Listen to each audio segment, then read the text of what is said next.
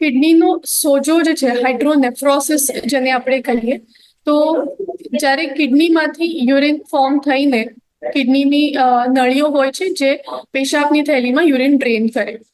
જ્યારે એ નળીઓ કે નળીઓથી આગળ જે કંઈ સ્ટ્રક્ચર્સ આવે છે, બ્લેડર છે, યુરિનની નળી છે, તો એમાં કોઈ પણ જગ્યા ઓબ્સ્ટ્રક્શન થાય તો એમાં કિડની પર સોજો આવી શકે. એને આપણે ઓબ્સ્ટ્રક્ટિવ યુરોપેથી કે હાઇડ્રોનેફ્રોસિસ એવું કહેતા હોય છે.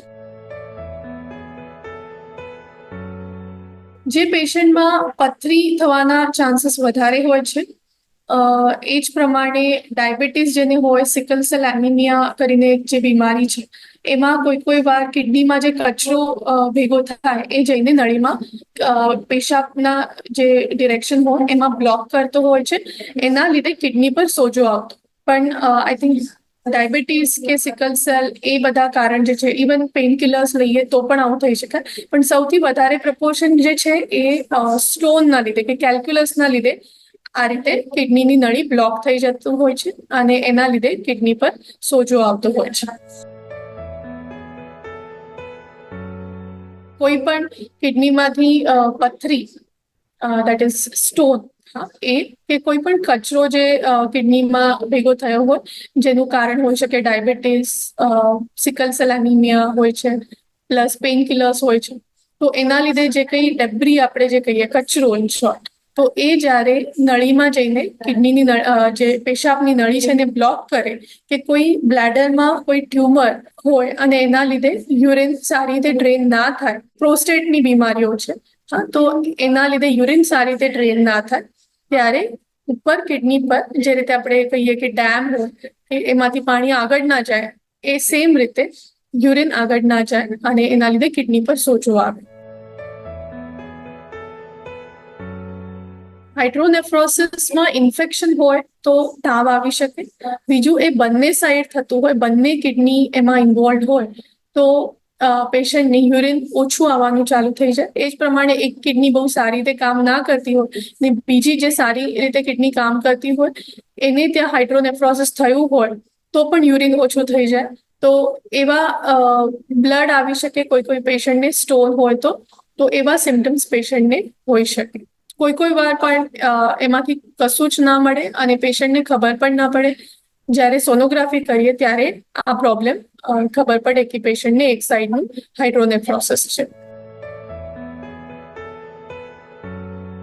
એનું નિદાન છે એક તો હિસ્ટ્રી પરથી, જે રીતે મેં કીધું કે પેશન્ટની યુરિન ઓછું થયું હોય તો ખબર પડે. એના પછી આપણે સોનોગ્રાફી કરાવતા હોય છે. સોનોગ્રાફીમાં લગભગ બધા જ કેસીસ ડાયગ્નોઝ થઈ જતા હોય છે. એનું કારણ શોધવા માટે કે સ્ટોન છે કે બીજું કશું છે, કંઈ ટ્યુમર છે, એ શોધવા માટે આપણાને usually CT scan, plane CT scan કરવું પડે. હાઇડ્રોનેફ્રોસિસ ની જે સારવાર છે એ યુઝ્યુઅલી એક સર્જન કરતો હોય છે. એના કારણના હિસાબે કે સ્ટોન હોય તો સ્ટોન કાઢીને, કે કોઈ વાર એમાં ડીઝે સ્ટેન્ટ જે યુરિનની નળી હોય છે એમાં એક આપણે સ્ટેન્ટ મૂકતા હોય છે. એના લીધે યુરિનનું જે ડ્રેનેજ છે એમાં સુધારો આવી શકે. અને બીજું કે ટ્યુમર કે બીજું કંઈ પ્રોસ્ટેટનો પ્રોબ્લેમ હોય તો એનું ઈલાજ કરીને. પણ બધી જ વસ્તુઓમાં સર્જરી એ એન્ડોસ્કોપિક યુઝ્યુઅલી આવે જે છે એ એન્ડોસ્કોપિક સર્જરીઝ હોય છે. તો સર્જરી દ્વારા જ એનું ઈલાજ થાય. હાઇડ્રોનેફ્રોસિસને આપણે પ્રિવેન્ટ કરવા જો બહુ ઓછા સોલ્યુશન્સ છે, કેમ કે એ યુઝ્યુઅલી પથરીના લીધે થતું હોય અને પથરી આપણા લાઈફસ્ટાઈલ પર ડિપેન્ડ કરતી હોય છે. કોઈને પણ જે વધારે પથરી થતી હોય, વારંવાર વારી ઘડી પથરી થતી હોય, તો એ આપણા usually drinking habits, water intake એના પર ડિપેન્ડ કરતી હોય છે. એ જ પ્રમાણે કયા ટાઈપનું વોટર છે, whether we are drinking bore water, whether we are using, આપણે આરઓ યુઝ કરીએ છીએ કે નહીં, એમાં TDS ચેક કરીએ છીએ કે નહીં, એના પર ડિપેન્ડ કરતું હોય છે. પણ ડિરેક્ટલી હાઇડ્રોનેફ્રોસિસ ના થાય એના માટે આપણે કશું ના કરી શકાય, કેમ કે જે પથરી કિડનીમાં હોય તો એ નળીમાં જઈને બ્લોક ક્યારે પણ થઈ શકે. તો પથરી ના થાય એના માટે આપણે ઘણી બધી વસ્તુઓ કરી શકાય, પણ એ એટલી જ ડિફિકલ્ટ છે કેમ કે દે આર ઓલ, એ બધી રિલેટેડ છે આપણા લાઈફસ્ટાઈલ સાથે. તો લાઈફસ્ટાઈલ ચેન્જ કરીએ તો કદાચ એ વસ્તુ ઓવરઓલ એનું પર્સન્ટેજ ઓછું થઈ શકે.